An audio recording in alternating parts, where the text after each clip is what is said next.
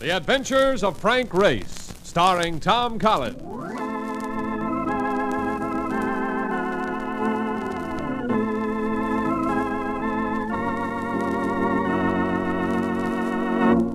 The war changed many things, the face of the earth and the people on it. Before the war, Frank Race worked as an attorney, but he traded his law books for the cloak and dagger of the OSS. And when it was over, his former life was over too. Adventure had become his business. The Adventures of Frank Race.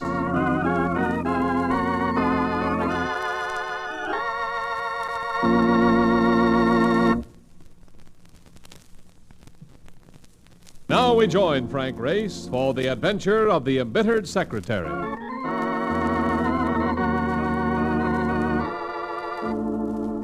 Fifth Avenue in a turtleneck sweater. The avenue was mellow under a mid-afternoon sun, and the sweater was mellowing my sales resistance as I thought of what it would do to a young lady of my acquaintance who happens to be the outdoor type and prefers it in men. I just about made up my mind to step into the shop and make the purchase when a reflection in the window sent my glance to the disapproving face of Mark Donovan. Oh, no. You ain't gonna buy that thing. What thing? That sweater. I was thinking about it. You see, there's a girl I know that... It's yellow. There's nothing like color where this girl's concerned. It'll make you look like a canary, and that ain't good. Even for a guy with your build. You don't think I should, huh? Definitely not. Now, on a dame, if that sweater was a little smaller... Yeah, I know. But for Race, it's out. No. Don't be so unhappy about it. Just stick to women that go in for pinstripe suits. It's simpler. What are you doing around here, anyway? Catching up with you? A call? Huh? From Max Fain of the Coastal Life Insurance Company, and since I am parked double, and there might be a cop along any second. We must rush. Yeah. First, you spoil my day by nixing that sweater, then you want to push me headlong into work. Race, I am just trying to be helpful. You know, Marcus, there are times when you're so helpful, I'd gladly sell you into slavery. Let's go.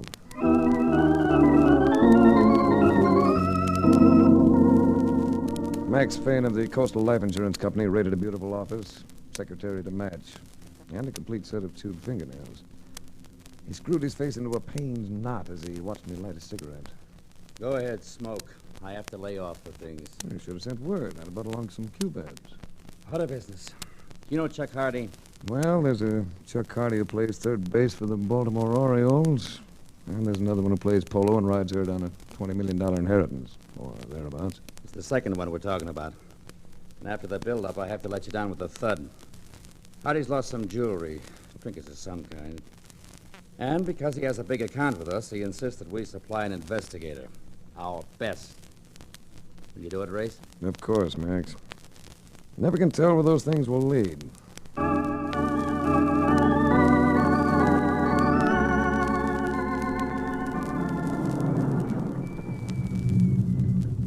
There's the house across the street, Race. And it looks like you might have a reception committee. Yeah, I noticed that. Who's the lad with the bow tie, Mark? He looks familiar. He should. That's Danny Emerald, and he is tough, Race. The genuine article.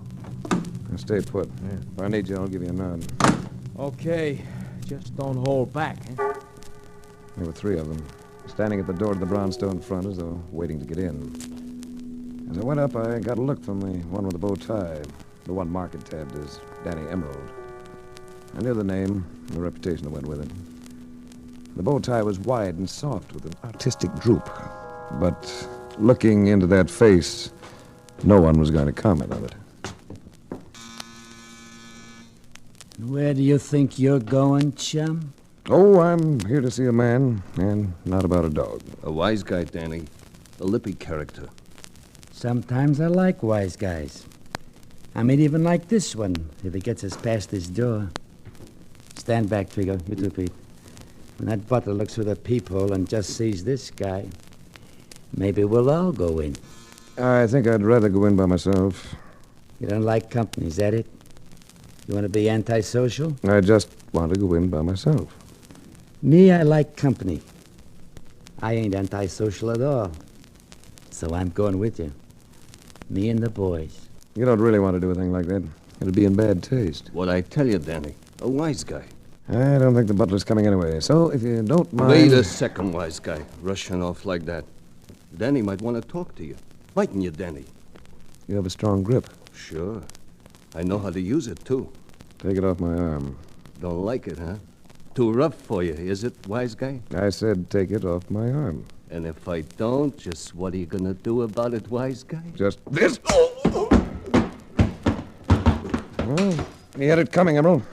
Hold it, Trigo. No, Danny! I said hold it. You broke my watch! You can get another one.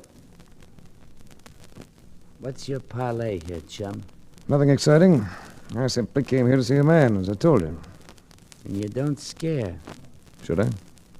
Sometimes it don't hurt. Sometimes it's smart. I can agree with that. What do you do for a living? I'm an investigator. I had a hunch. You already know this guy, Hardy. No, we've never met.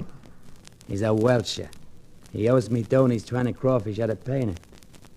A guy with his money. You wouldn't want to work for a Welcher. I get the feeling you're telling me that, not asking it. Well, would you? Suppose I said yes. Then you're a sucker, both ways. And I think you'll get what I mean. I'd rather have you give it to me straight. All right, I will. Engraved. Hardy and me have got a beef. Stay out of it, or you'll get hurt.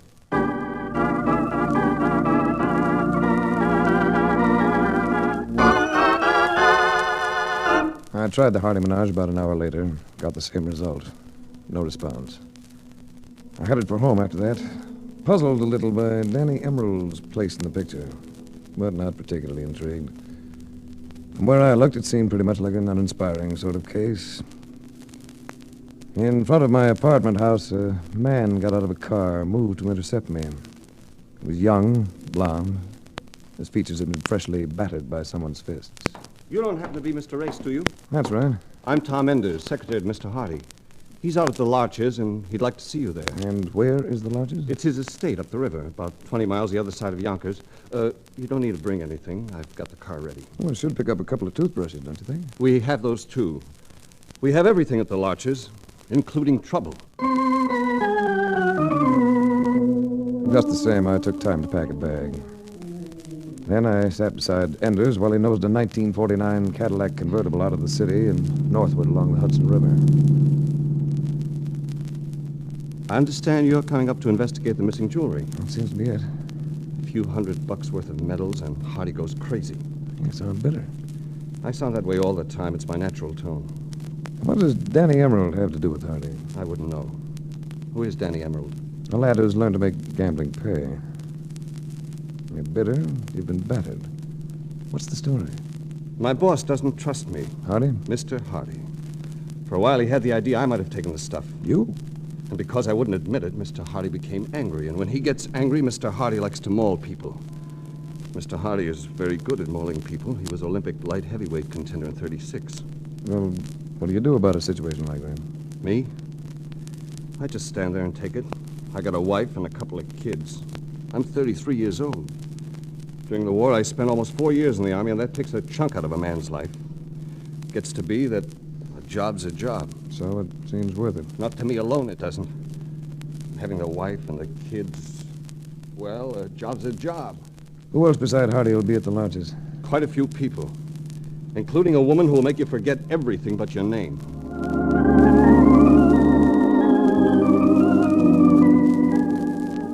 The hallway at the lodges looked like a B-picture nightclub, and I got the feeling that the rest of the house would match it, both as to size and decoration. Anders and I took a small elevator up to a custom-built gymnasium. It had been finished in leather and chrome and finely stained wood, but it smelled like all gymnasiums. It affected me as being the first really human thing about the place. As I watched, a vicious blonde pinwheeled across a large mat. And watching her languidly was a man with the features of a Colorad and eyes like bad wishes.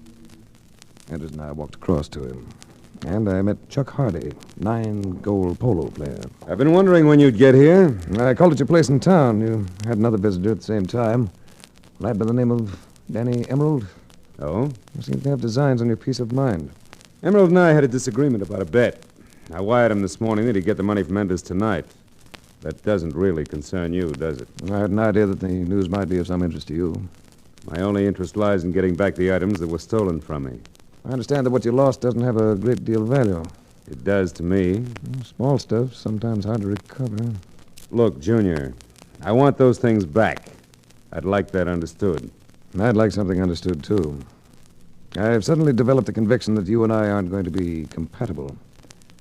Maybe no one's ever mentioned it to you, Hardy, but you're about as agreeable as a wad of gum on a throttle pedal. Get yourself another boy. I'm going back to town. I wanted no further part of the Hardy setup, so I found a phone, called the nearest village to check on train reservations. I learned that the next train out wouldn't be leaving for another 4 hours. I also learned that the village had no taxi service available. I was mulling over the prospect of a 6-mile hike when I noticed the girl who'd been gyrating in the gym. Where there was another young woman, a tawny-skinned, flame-haired girl who gave me a "what are you going to do about it" look that made me breathe deeply to maintain my poise. It was this one who spoke to me. Running away, Mr. Race? That's quite an opening. Where do we go from there? I'd like to see you stay.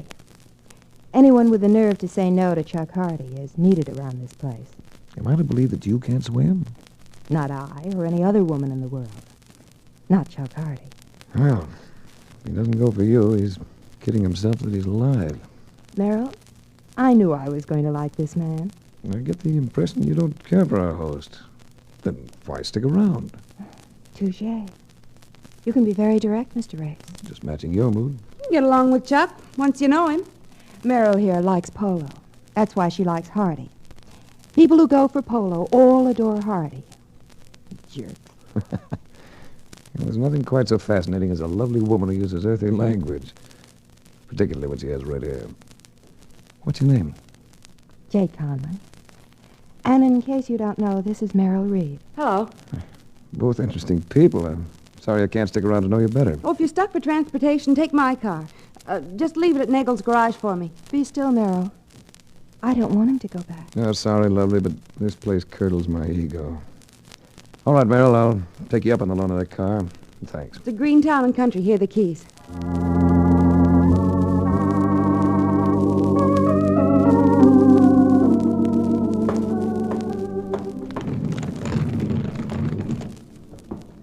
There was no one around as I went to the garage, found Merrill Reed's car, and climbed in.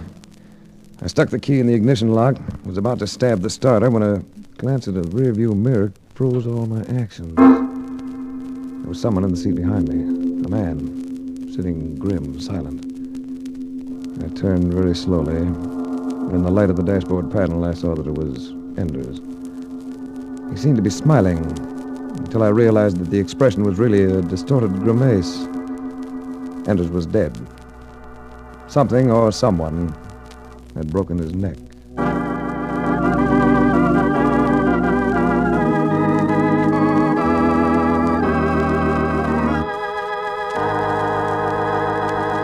We'll return to the adventures of Frank Race in just about 1 minute.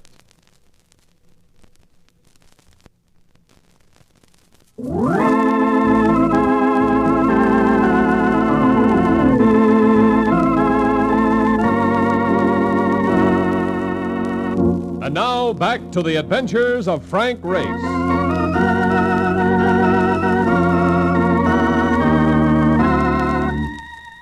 Crime is a funny thing. You get into a part of it that starts out in a small way, and suddenly you find yourself in the middle of something big and ugly. I crawled into the back seat of the Chrysler. In addition to his neck, Ender's right arm had been broken, along with one of the fingers of his right hand. At his feet, I noticed one of those new pencil cigarette lighter combinations. I stuck this in my pocket and went back to the house. I found Hardy in his study with him, a middle-aged woman with a sweet face and a quiet smile. But Hardy made no effort to introduce us. I thought you were getting lost. I was on my way, but I thought I'd better tell you that your secretary is dead. Enders? Dead? What is this, a gag? He's sitting in the back of that green Chrysler in your garage. Sounds like a job for you, Martha. Or the coroner. Mr. Race, I'd better introduce myself, since Charles never bothers with trivialities. I'm Dr. Clemson, The Hardy family physician. I'm sure you can't do anything for Enders, Doctor, but you might take a look. I'll come right away.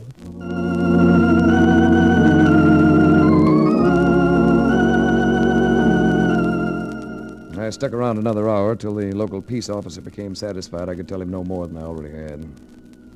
Then I talked one of Hardy's chauffeurs into taking me to town. I got to the station with 15 minutes to wait for the outgoing train. It wasn't what you'd call a busy station, but I soon had company. Hiya, chum. Hello, Emerald. What are you doing here? I got some dough coming. 50 grand. Guy would go anywhere for 50 grand. I'll do anything. That sounds rather pointed. It is. You see, I just been talking to Chuck Hardy. He was telling me about Enders. Yeah, that was rough.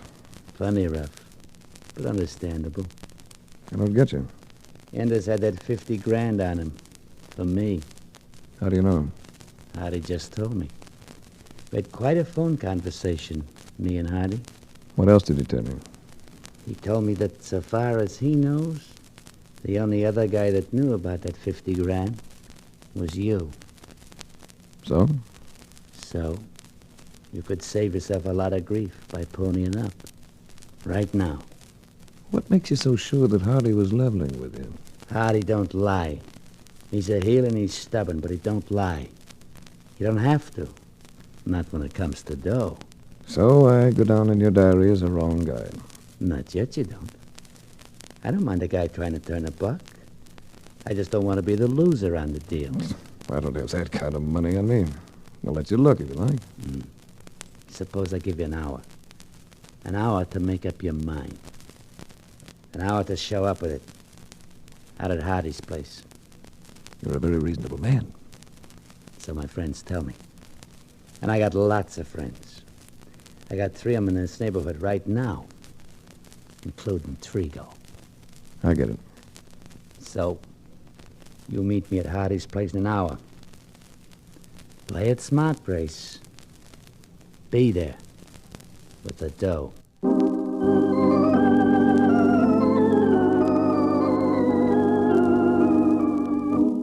I went to the local drugstore, called New York City. Was lucky enough to get Mark Donovan right away. Hey, what are you doing, Race? Having yourself a time? You're having a wonderful time. Wish you were here. Yeah?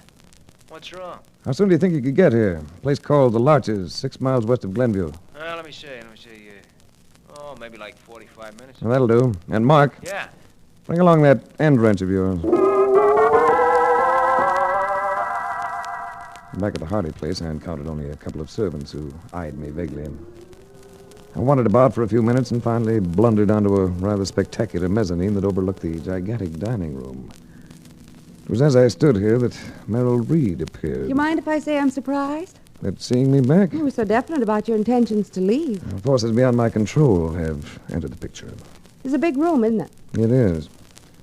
I don't have to stretch my imagination to see Hardy sitting at the head of that table, throwing bones to his boarhounds. But never mind, Hardy. I'd rather concentrate on you. Oh, Look quite fetching in that evening gown. thanks.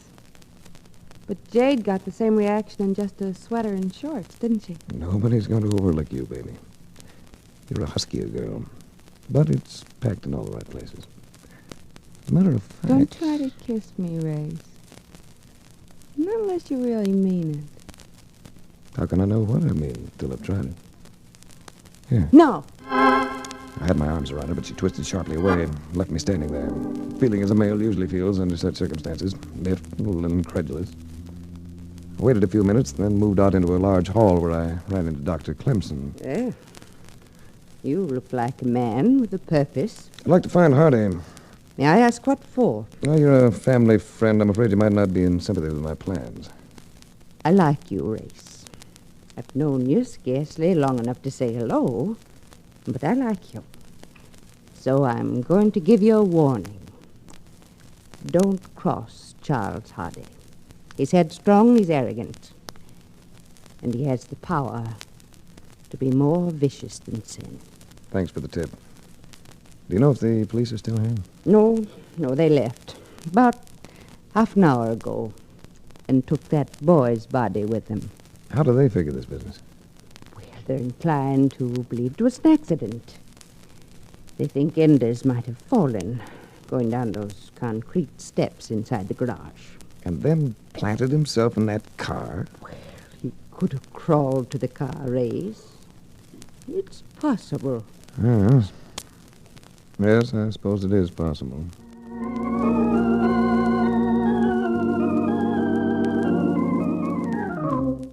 beginning to think that anything could be possible around this spot. Leaving Dr. Clemson, I went out into a night as cool as a preoccupied woman.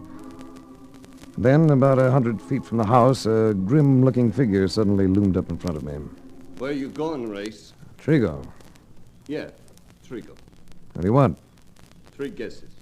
Stay where you are, Race. I got you. And the moon just right. So, I'm properly lighted. Now what? Danny give you an hour, didn't he? Just 1 hour. I've been keeping track. I still have 8 minutes. 8 minutes. That ain't a very long time, is it, Race? Not when a guy like me is waiting for the payoff. I still don't have the money, Trigo. That's gonna make Danny kind of sad. But it ain't gonna bother me at all. And you know why? I can imagine. You like your pound of flesh, Trigo. And after all, I did break your watch. Yeah, you broke my watch. And I couldn't get it fixed. Know how I got that watch, Race? No comment. I won it in a contest, singing on a stage, and you had to go break it. I'm sorry about the watch, Trigo. You're being sorry don't make no difference. I felt reasonably sure of that. But I thought I'd make the gesture. Incidentally, you're obstructing progress. I was on my way to get that money, but I can't get it standing here, can I? You're lying. I might be, but you can't afford to gamble on it, can you? Danny Emerald isn't interested in watches. He wants that 50 grand. You're stolen. I'm going to plan up slugging you. But not for several more minutes. If you fire before the time's up, Danny might not like it. I just thought of that, so I really don't need to stick around here, do I? Hey!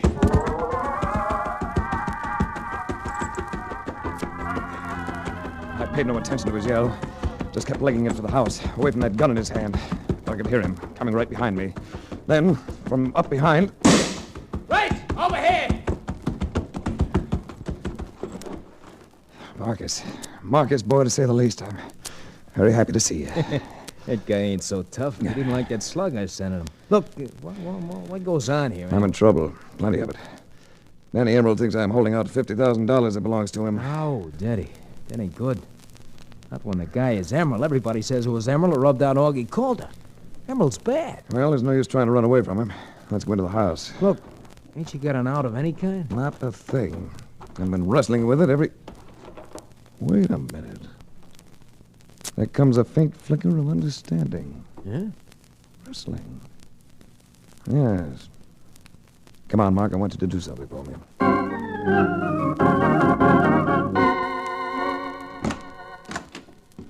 Come on in, Race. We've been kind of waiting for you. Looked like the gathering of a clan.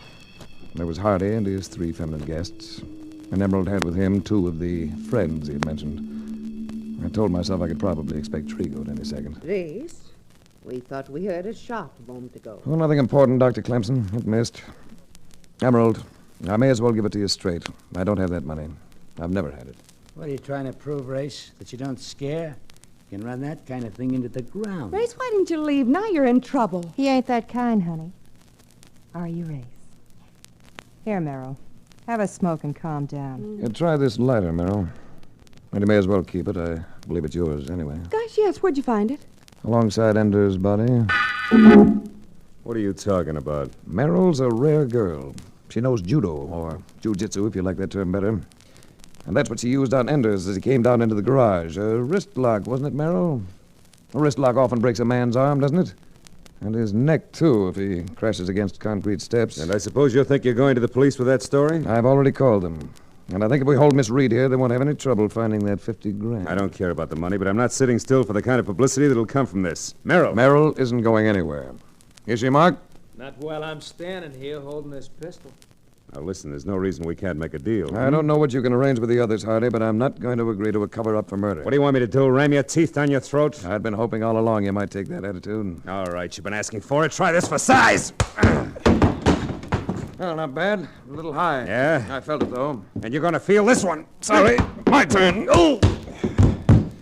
I felt that one, too. Right up to my wrist. Why don't you get up, Hardy? Then we can both try it again. I'm getting up. Just wait! Oh!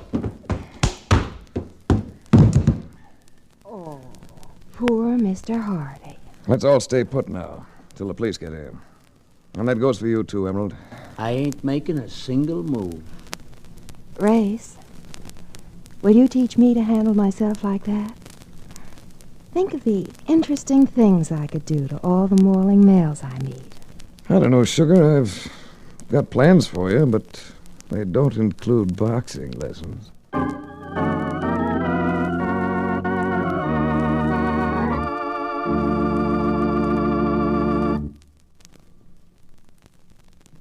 The Adventures of Frank Race, starring Tom Collins with Tony Barrett as Mark Donovan, comes to you from Hollywood.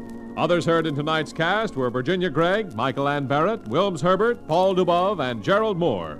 This series is written and directed by Buckley Angel and Joel Murcott. The music is composed and played by Ivan Ditmars. Be sure to be with us again this same time next week for another dramatic chapter in The Adventures of Frank Race. Art Gilmore speaking. This is a Bruce Ells production.